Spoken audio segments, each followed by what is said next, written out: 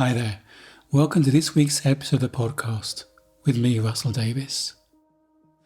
In this week's episode, I explore a question that comes up so often in relationships. Are my emotions bad or wrong? Whether it's in my own marriage or what I see with my clients, I can see emotions can trigger judgment, defensiveness, or disconnection.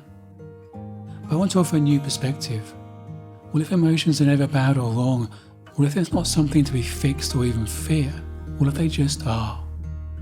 The more we begin to see that, the less we take other people's reactions personally, something beautiful can shift. So let's dive in and find out what that is.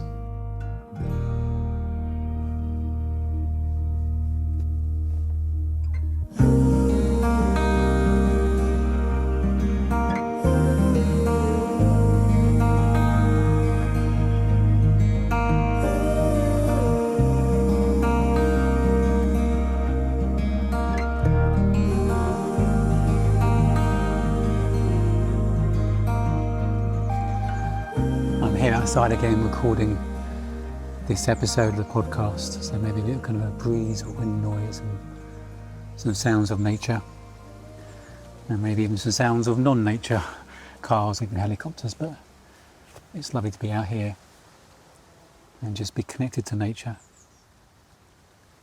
And one of the things that comes up a lot with clients, and I've seen it in my own life, is that particularly my female clients say when they share an emotion, their partner struggles to hold space for that. They either feel judged, their partner judges the emotion as bad or wrong, or they get angry, it almost triggers something in them. And it just leads to a less than loving exchange, and they're not sure how they can do what they do with their emotions if they feel bad or wrong for feeling it. And I saw that in my own relationship where I judged my wife's emotions as unnecessary, or tried to fix it, or got frustrated with it, or got scared of it, didn't know how to deal with it, or it triggered something in me because unconsciously I thought I needed her to be happy for me to be okay. So what happens if you feel your partner can't handle your emotions, or you feel you're not able to express yourself? And this is the thing I want to focus on, is to recognize that we're never bad or wrong for having an emotion, and I'll come back to that. So why does this happen? Why does it often in couples, does this dynamic play out? Why do emotions often cause arguments or cause disconnection, when actually there is an opportunity? I think emotions can often bring a deeper connection. It can be very constructive if it's held in the right container. And there's three things I think play out in this dynamic. Obviously there's two people involved. There's the stuff we're bringing to it, the stuff they're bringing to it, and there's the interaction between the two.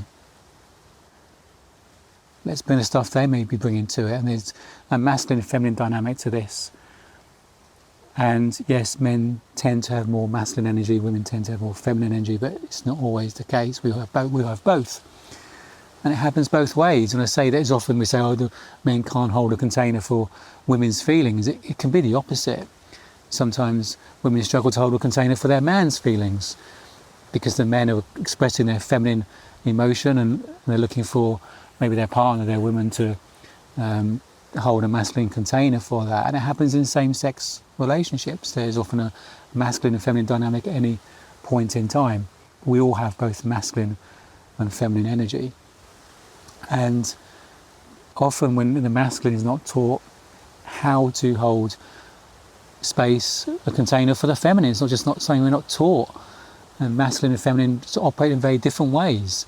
The feminine wants to talk about their emotion, they want to be seen, felt and heard. The masculine just wants to go and lock themselves away and feel nothingness and not express their emotion or really talk about it, and often feel we're quite disconnected from it. But the feminine can be aware of the masculine's emotion and is aware that it's there. So when you share an emotion and your partner struggles to hold a container for it, or triggers something in them, or judges it, it might be this kind of, no one's taught them how to do anything different. It could be something being triggered in them. If they're having an emotional response or even judging it, if they're not having a neutral response to your emotion, because that's what it is, your emotion is actually neutral. Your emotion doesn't make them feel anything. It's their thinking about you and your experience and your emotions that in that moment are creating their experience. Nothing else. They live in the experience of their thinking. Everything in this physical world is actually neutral. Our perception, our thinking creates our experience. So if they're having an emotional response, or even a judgmental response, that's their model of the world. That's come from something within them. You haven't made them do that. But they're not aware of that. They think it's your emotion. They think it's your behaviour. They're not aware where their experience is coming from. So it's probably triggering something within them, maybe an inner child experience. An emotion is a memory that's being projected out into the future. So their emotional response is their stuff, their memories being projected into the future. Their habitual judgmental response is their thinking, habitual thinking lives in a very judgmental space. Maybe they were judged a lot as a kid. Maybe they judge other people a lot. It's often a sign of low self-confidence, masked by judgment. So their emotional response, their judgmental response is not actually about you. It's their stuff.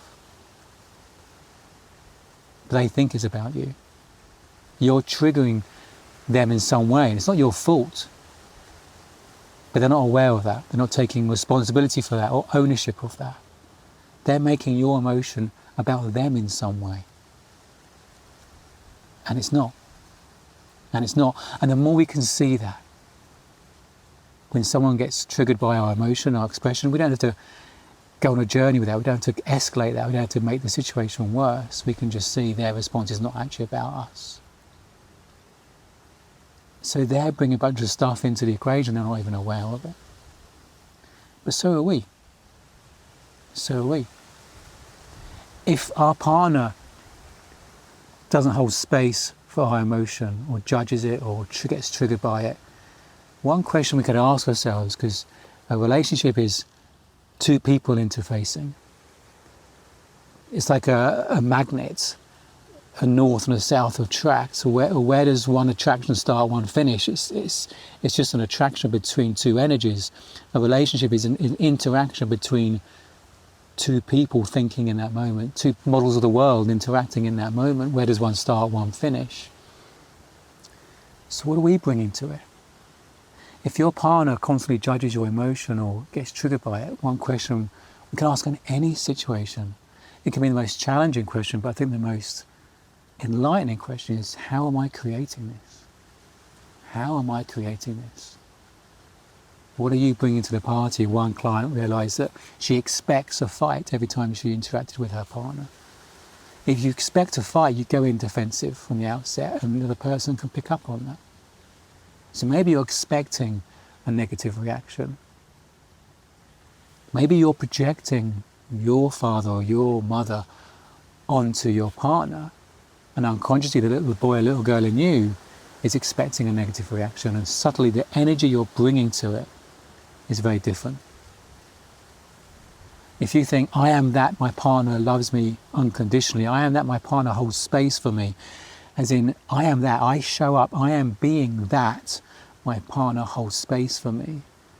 It's quite an interesting exploration. Say, okay, who is that you? What's your state of being?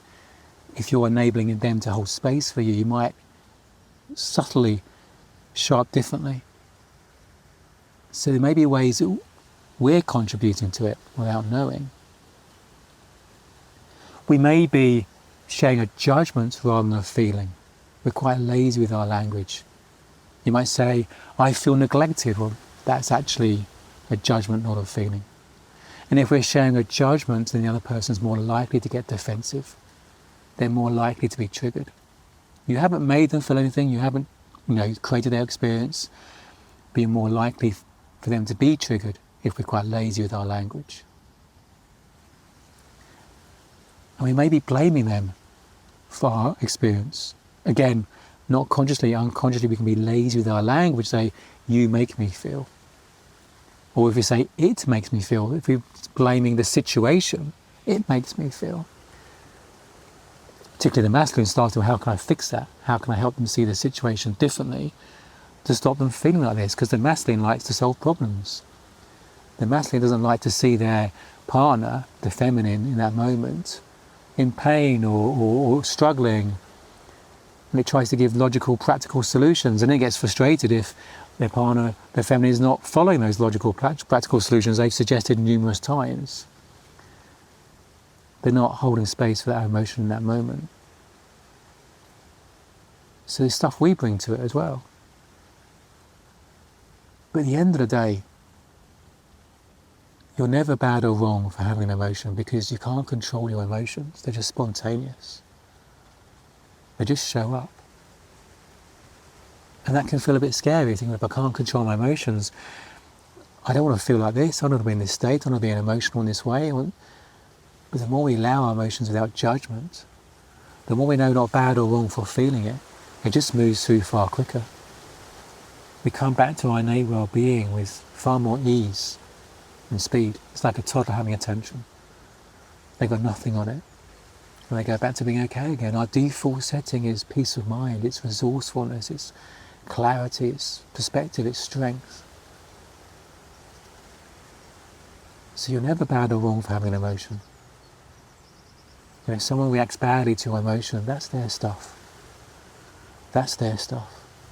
And the more we can see that, the more we don't get spiraled into this tit for tat and this both people getting defensive and trying to fight their corner. So I just want you to know that you're never bad or wrong for having an emotion. And it's not your fault if someone's not able to hold space for that. And partly it's not their fault either, because maybe they're not aware they're being triggered. Maybe no one's taught them how to do that. It was a real eye-opener for me to be taught how to hold space for feminine emotion. And maybe I'll do a podcast or an episode particularly on that, holding space for feminine emotion. Loving you.